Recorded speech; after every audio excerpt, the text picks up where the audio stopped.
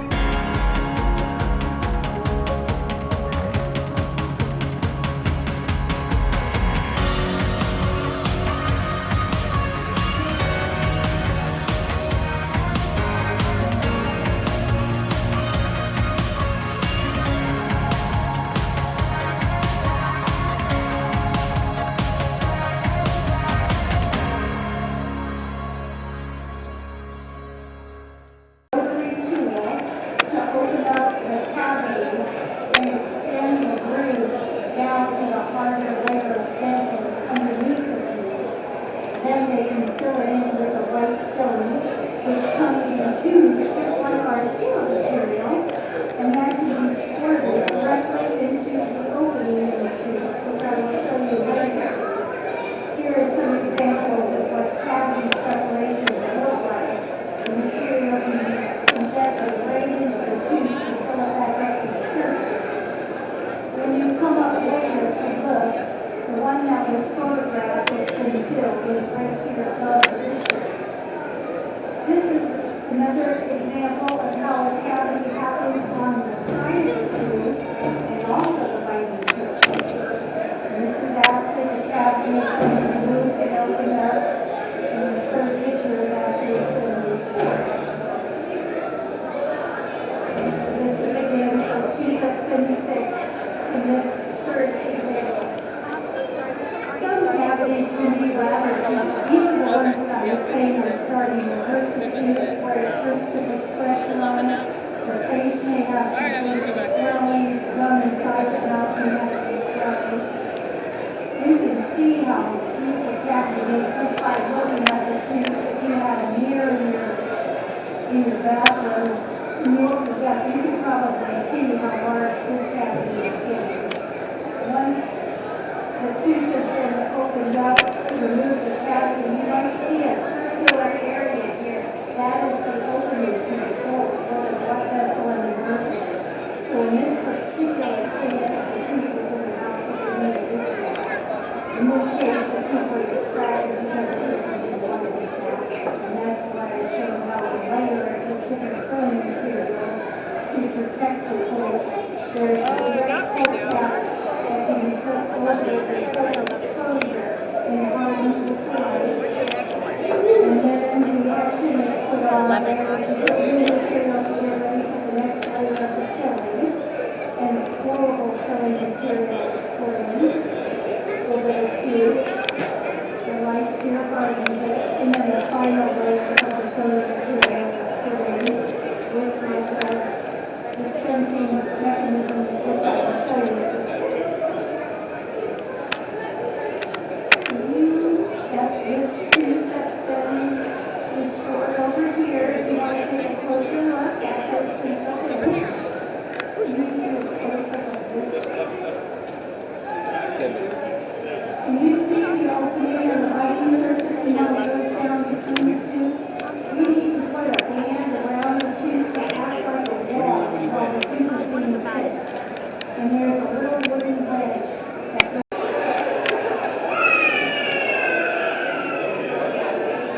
So it's going to be blue. And then he's going to have water.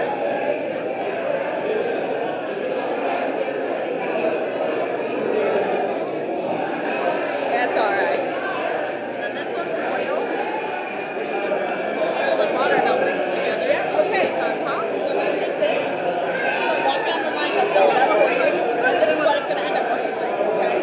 Pretty cool. You want to make a rainbow toothbrush? If it's right there. Oh, Right like on your lid. oh, there we go. Yep. Like you said, they're scary. There you go. Thank you. Thank you. I don't like her.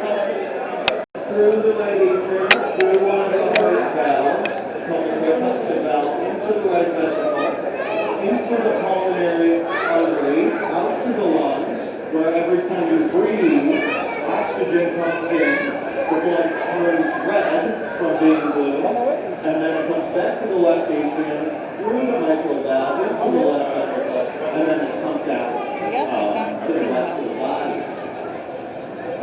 Your heart beats a lot. It beats on average 70 times a minute. And over the course of your lifetime, it may beat 2 or 3 billion times.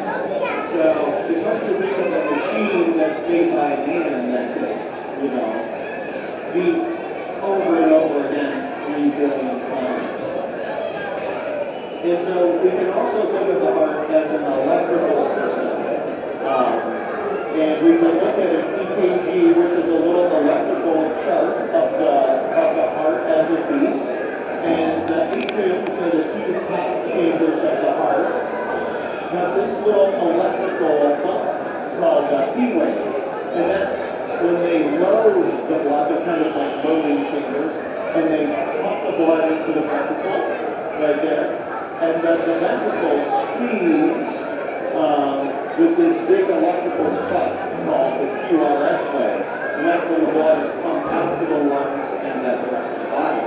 The heart doesn't just squeeze like this, it squeezes up in a twisting type motion in the chest. So it's a very dynamic organ and very sensitive to injuries. So heart surgery hasn't been around a long time. The first heart surgery that was successful was done by Dr. William Hale in Chicago, who is an African-American surgeon, and there was a bar fight, and somebody got stabbed in the heart with an ice pick, and they opened their chest through the left side here, and then sewed the hole in the heart closed with no extra blood, no bypass machine, and a suture made out of cat blood. And the patient survived. Most heart surgery before World War II was what we call extracardiac surgery. So that maybe it's narrowing of the aorta, a condition called coarctation, and other things outside of the heart. But when soldiers returned or were on the battlefield in World War II, surgeons became more brave and shrapnel and bullets and needles hearts. And they started, as they came back, you can see a little bit of the timeline here, these were all outside of the heart. And then we're starting to do the first open heart surgeries, meaning within the heart, in the 1950s. And of course, once cardiopulmonary bypass, the machine to replace the work of the heart came out. The rest is kind of history. Cardioplegia is heart stopping. And so it's a medicine we use, it's like Gatorade for the heart. It's high in potassium. That's the same stuff they use for lethal injections, but we do a controlled version of it. And it's got some other things like Gatorade for the heart. And it allows us a bloodless, motionless feel. You can see a variety of heart valves that come out made out of pig and cow, and some people probably have family members that have it. The first human heart transplant happened in the 1960s and blood transplantation in the 80s. And now we're moving on to mechanical support devices, and I'll have a little bit of a slide on it. There's a variety of heart diseases. Heart blockages, which are the most common surgeries that we do. I'll cut this heart open here for you. Full disclaimer, I've never cut a big heart open, so you know, it might look a little different, but then I'll hand it around so you guys can look at it. But you know, there's little arteries. You can see the arteries right here on the front of the heart.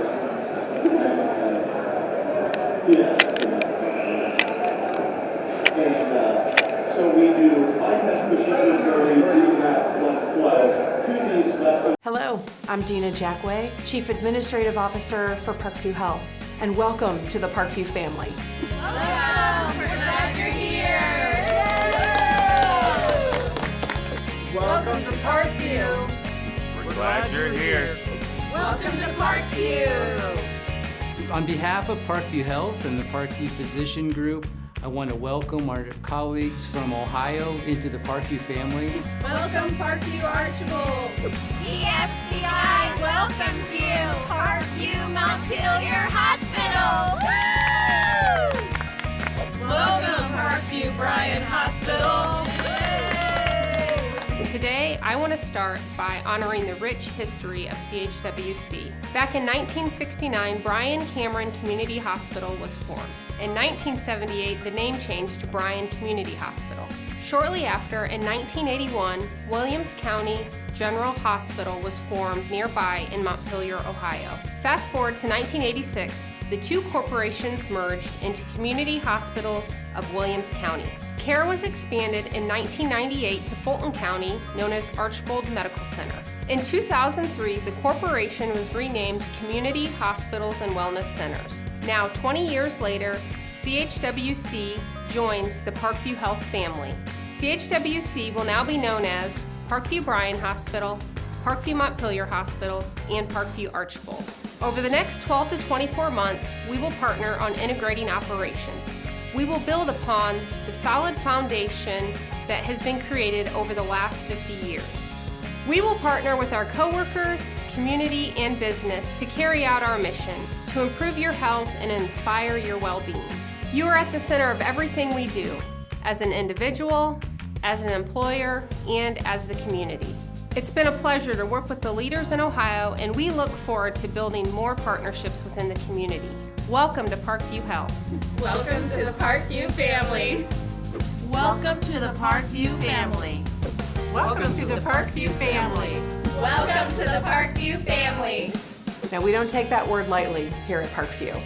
It's something that means a lot. We recently asked our coworkers, what's one word that you would use to describe Parkview's culture? And they came back and said, family. So again, as we think about the work that we've done across Northwest Ohio and serving communities, we now have an opportunity to do that together. Welcome to the team.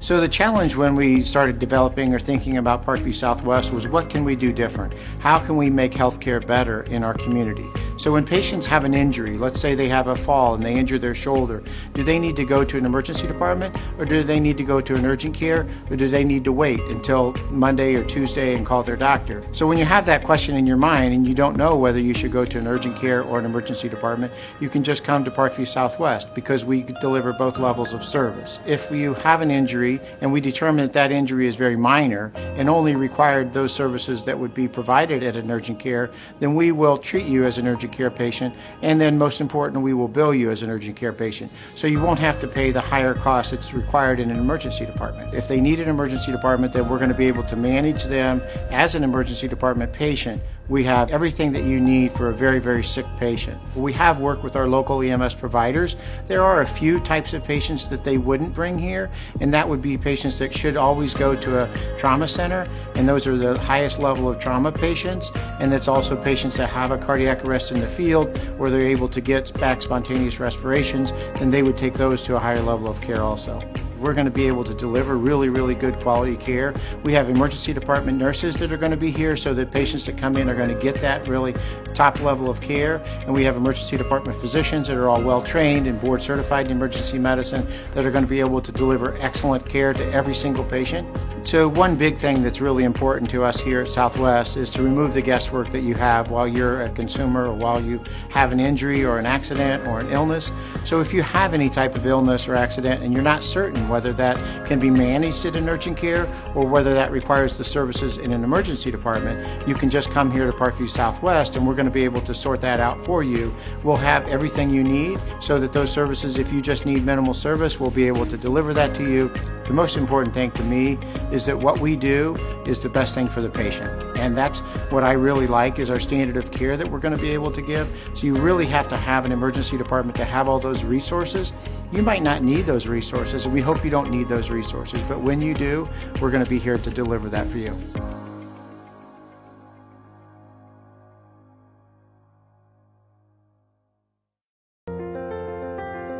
So before we came to Parkview Southwest, he had a cough and lots of snot and wasn't sleeping well, just overall was not feeling well. So we were monitoring it and trying to keep track and help him get healthy. He'd been sick for probably a week and a half or so, and at that point in time, he kind of had a little bit of a coughy or weird sound in his throat, and I thought we needed to see a medical professional. I think there's a lot of anxiety, especially with new moms and new families. Is it just a cough, or is it something more serious? Because a lot of times families don't know if they need emergency care, if they need urgent care or walk-in clinic. We're here to help them make that decision. When you come here, we're kind of the best of both worlds. If it is felt that you need an emergency room, hey, we're an emergency room here, and we'll take care of you based out of what an emergency room can do. X-ray, CT, labs, all that stuff is here. You have an emergency room physician on site 24 hours a day to take care of any needs that might come in the door. If it's thought that you hey, it's just an urgent care visit based on what we needed to do, then you'll just be treated as an urgent care patient at that time and billed accordingly. So we had heard that Parkview was offering the urgent care walk-in service here at Parkview Southwest, and that we could hopefully get in and out a little quicker than a normal hospital or normal ER. We knew that we would have access to the emergency department. That gave me a peace of mind because we wouldn't have to get back in the car and drive somewhere else. We knew that it was right here, and it was so convenient for us. Everybody here was great. We were treated like family from the moment that we walked in. We had 3 or 4 staff members, all in the room together. They immediately grabbed him and made him feel comfortable, made me feel comfortable as a mom.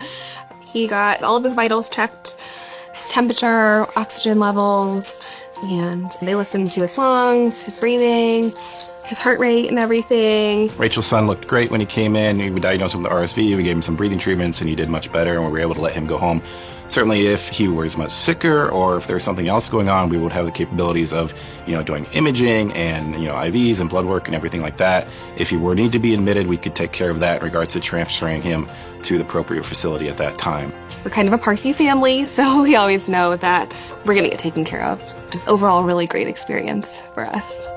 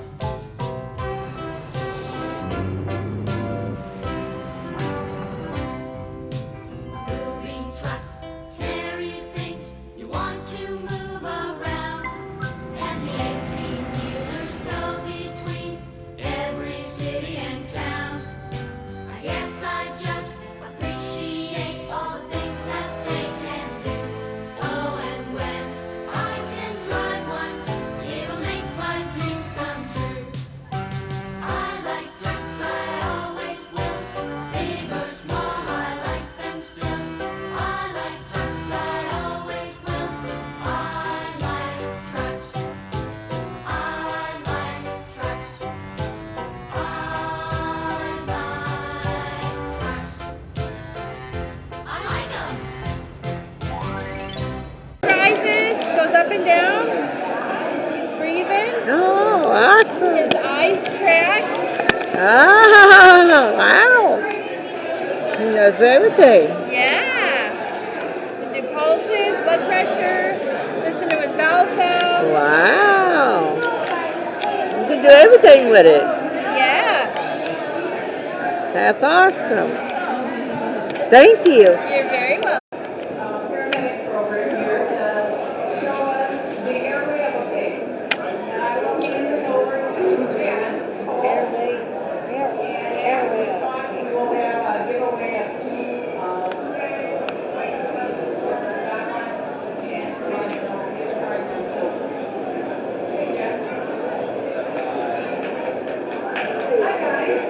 We're really excited today to show you guys what it looks like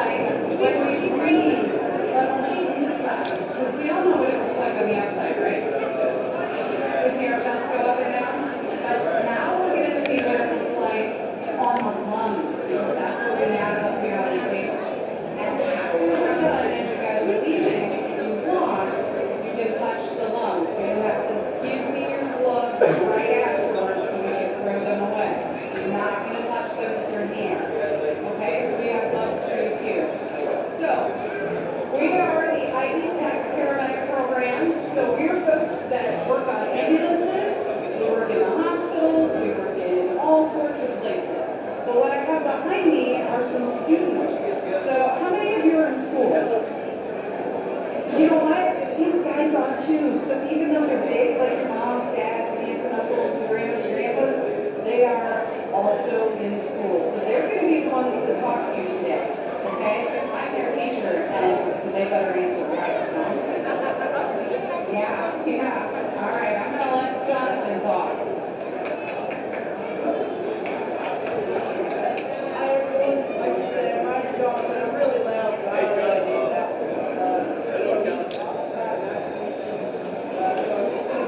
Quick rundown of the airway, so we can get the inside actually looks like.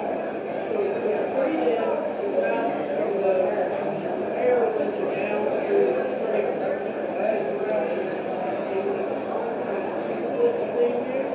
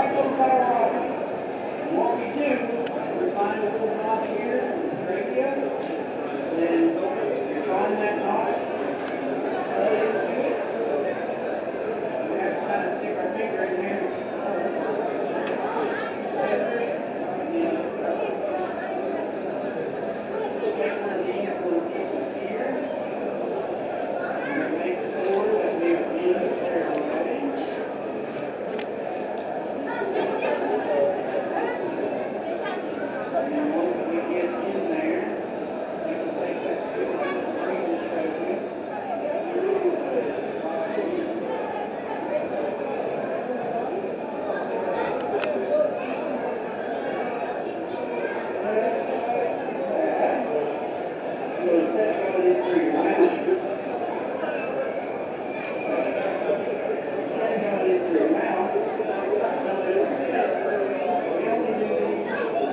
Chef.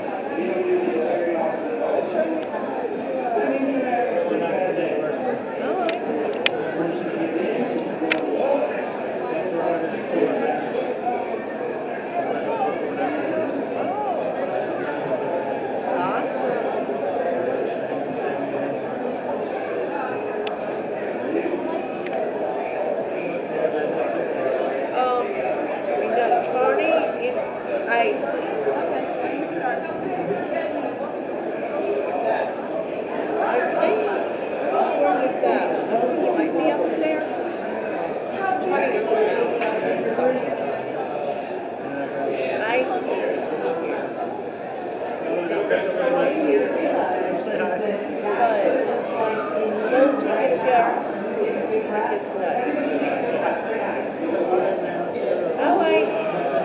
That's what that looks like. It reaches down to the tiniest little places and gives us air.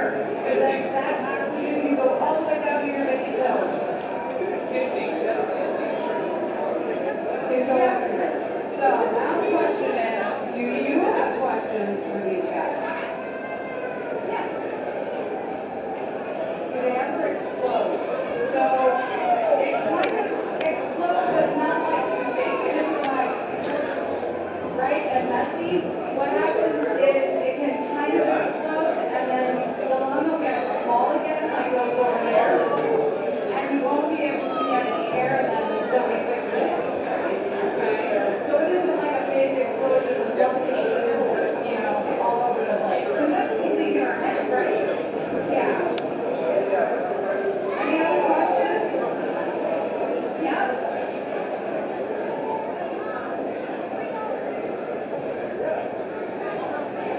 These are kid lungs. We can't take human lungs. You guys need them. Right? But they're about the same size. That's why we use pigs. Sometimes we use sheep too, because they're the same size also, but pigs are regularly butchered for bacon, right? Could we use a dead person's lungs? You know what? Most of the dead people who are okay with using their body for science actually go for big medical science studies and don't usually go for paramedic stuff. So, not usually. I like that Friday before you leave. Did you have a question?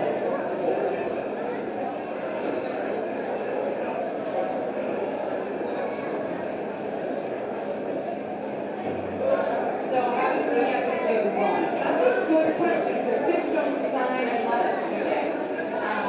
So there are butcher shops all over the place, and butcher shops will often work with us to get us lungs. We have a very special butcher shop that we work with because the woman who's related to the people who own the butcher shop is in the hospital and very sick with respiratory stuff or breathing, and so they like to help us learn so that more medical people can be helped because it means something to their family. So, a butcher shop. Alright, so I think what we want to do next is let you guys come around and touch if you want, but you have to have gloves and you have to give me your gloves right afterwards.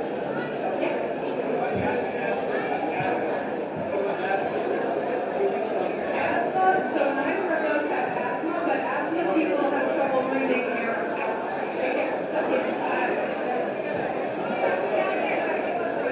Could we do our ramp before you all come down? Because otherwise they'll be a little chaotic. Would you like the first one? This will be for the first Barnes and Noble gift card. 8296015.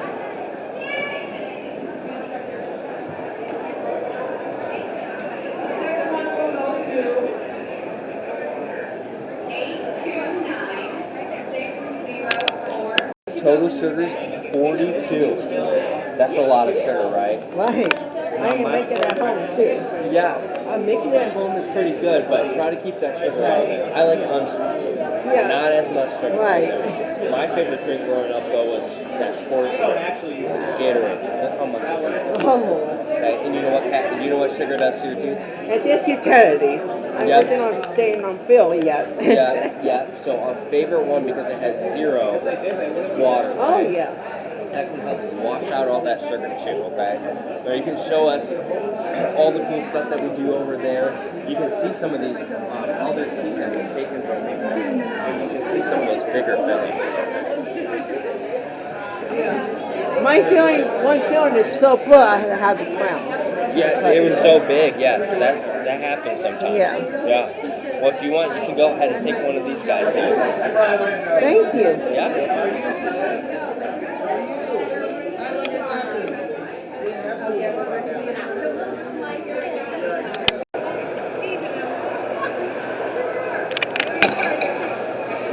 Out here with Tommy and Icy.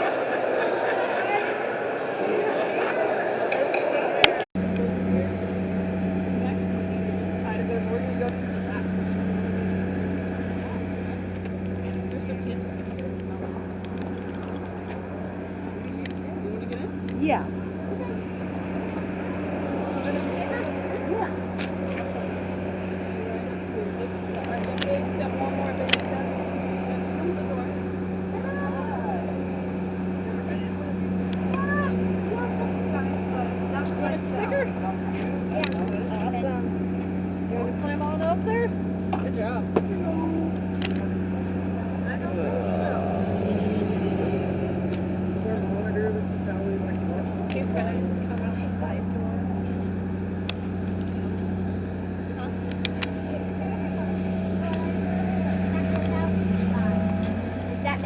There was.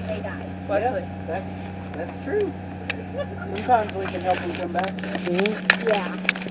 And is that what that? This is oxygen. That's like oxygen. So, like, but can't they just breathe in the air? Well, so if somebody have trouble with that. Yeah, if they have trouble with that, we can give them some of this, and it usually helps them breathe a little easier and So, get like, more air. this is cool. So, like, you have like all the equipment right here in this ambulance that you would have in a hospital. Most of it, not all of it, but most of it. So, like, It's kind of similar to what you would have like in an emergency room. so, what's probably the worst thing you've ever had to deal with? Just really bad car wrecks. You know, sometimes we have to deal with people that are, you know, about to pass away or have passed away. That's hard. So, like, how many people do you pick up in one of these every year? Every year? Yeah. Well, I would say we pick up probably what, Courtney, 4 to 5 people a night, roughly. So 4 to 5 times 365, basically. Yeah. Can you do that math? Yeah. Not without No. a piece of paper. I got a calculator. Yeah. I can't do that math in my head. Well, like, I mean, probably Well, not. that's about 2,000. So that's just me in one shift. I would say on average we probably pick up about what would you say? 7,000 to 8,000 people a year. That's terrible. It is. Yeah, like, depending. So, But like, sometimes not all those people are hurt. yeah. Yeah. Sometimes we take people back home if they've been at the hospital. Like if they aren't able to like move their arms or legs or something, we can take them back home on one of these, and that way, because we're trained to move people and stuff like that. Cool. Any other questions or anything? No. No? Ashley, how often does you actually have an emergency versus like non-emergency calls? It depends on where you're at. So like, I work in Whitley County, which is like Columbia City, if you know where that is. Yeah. I mean, I would say probably twice a day, maybe. Wow. Roughly. And then some of the others are just like people that we take from one hospital to another hospital. We do that quite often. When- I work for Parkview. Oh, awesome. Be careful where you step. You're gonna fall off. Thank you. Yeah, you're welcome. that. All right. Man, I don't know how they're supposed to work with people like this. Right? Well, they don't. Well, I don't think they do. They're stopped when they work on people. Usually. Yeah.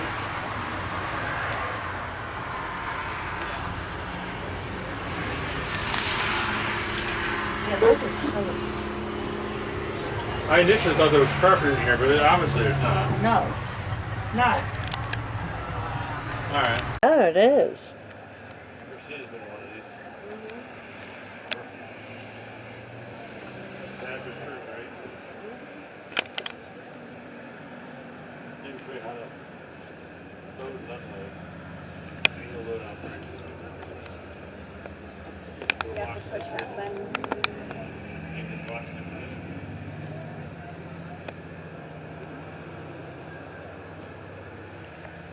It's pretty cool. Yeah. It's the first time I've seen inside of one. You hope that Yeah. never happens to you. Right. For a long time anyway. There may be a day. Yeah. I remember singing on the end of one part. That I did get an bike.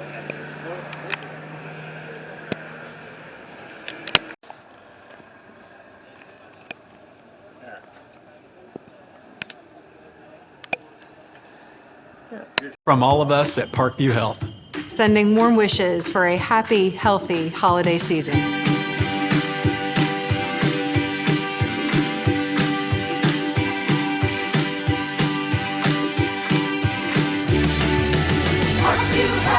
Parkview Health, we all want to say, take good care and be well throughout the holidays. Hey, Parkview Health, we all want to say, take good care and be well throughout the holidays.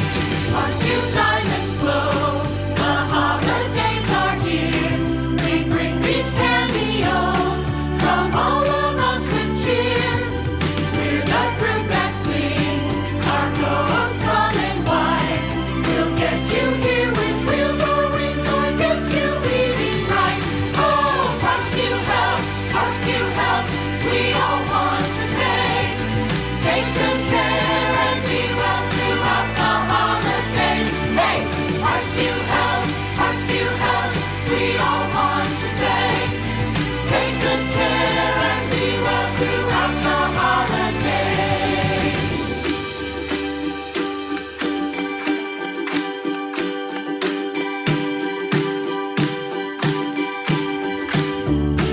We're proud to sport our green, help patients get on track, in person or on screen.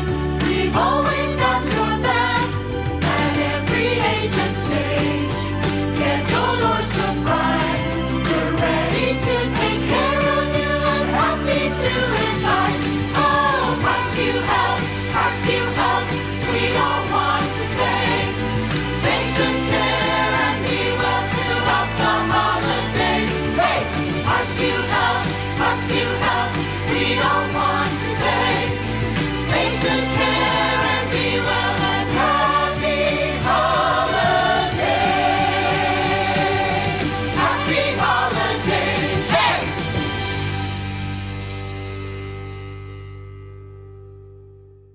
Great, Ted! I like trucks, I always will.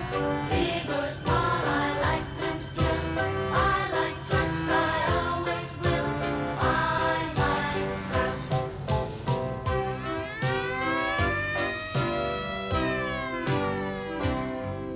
The fire truck is shiny red with the ladder up so long. The milk truck comes before I wake, the milk to make me strong.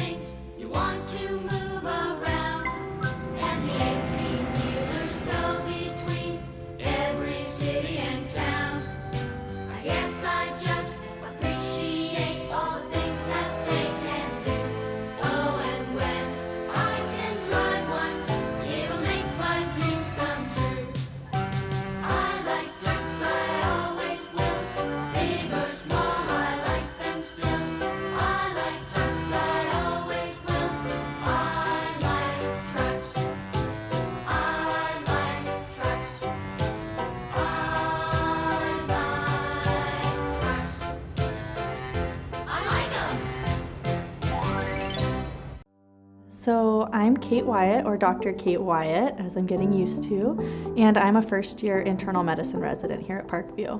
I'm actually originally from the West Coast, the Pacific Northwest, a little town called Yakima, Washington. I got lucky enough to get accepted to a medical school in my hometown.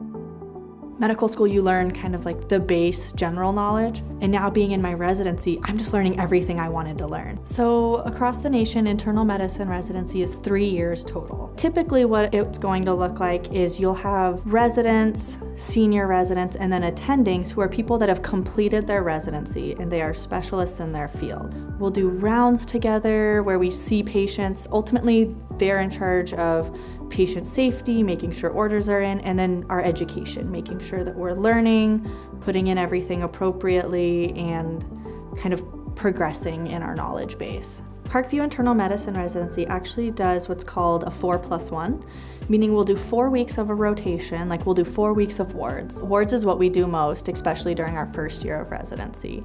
And that's when the ER, the emergency department, calls and says, we have a patient that's not safe enough to go home, they're sick enough to be admitted. We will go down and admit them and take care of them until they're safe to go home. And then every 5th week, no matter what rotation you did, you're in clinic. As a resident, it's just one-on-one, me and the patient. We'll talk together, we come up with the plan, and then I'll go out, confirm with my attending, talk with the attending, and then either all of us or just me will go in and talk with the patient. And that for me is really special because then you really get to feel what it's like to be their doctor. We are all really happy to be here and we all are excited to learn. We are so grateful for our patients for allowing us to take care of them and then being a part of our educational journey. I have a great group of people around me that I enjoy being around that make going to work really fun. We have the support staff. We are supported. If we don't know something, go and find it. There's a person there that helps us. So just because we're learning doesn't mean you're not going to get top quality care. So what happens after residency depends on what each internist or each third-year resident decides they want to do. Some of my co-residents want to continue on and subspecialize further, such as cardiology, GI, or pulmonology, and that's an extra 3 years just about on top of internal medicine residency called a fellowship. Myself personally, I really like hospitalist medicine, and so I'll be able to practice that after my 3 years.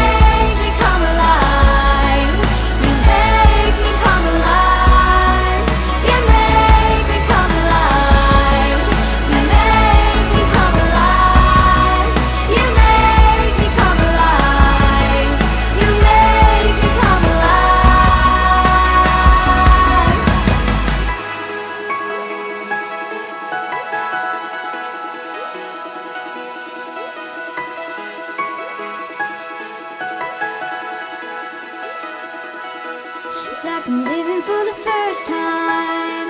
Finally living for the first time. It's like I'm living for the first time. Finally living for the first time. It's like I'm living for the first time. Finally living for the first time. It's like I'm living for the first time. Finally living for the first time. It's like I'm living for the first time. Finally living for the first time. It's like I'm living for the first time. Finally living for the first time. This is what you do. This is what you do. You make me come alive. This is what you do. This is what you do. You make me come alive. This is what you do. This is what you do. You make me come alive. This is what you do. This is what you do. You make me come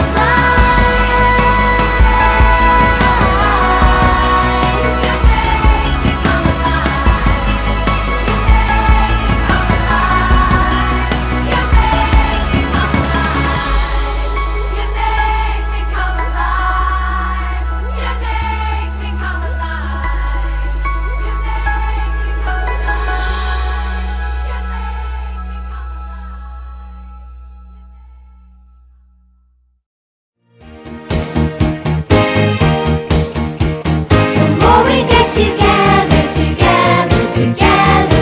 Subscribe to us. Throw my paint back up. The more we get together, the happier we'll be. 'Cause your friends are my friends and my friends are yours. In the stars tonight, so watch me bring the fire, set the night light. Please subscribe to my YouTube, Blue Money Army. On, get up in the morning, cup of milk, let's rock and roll.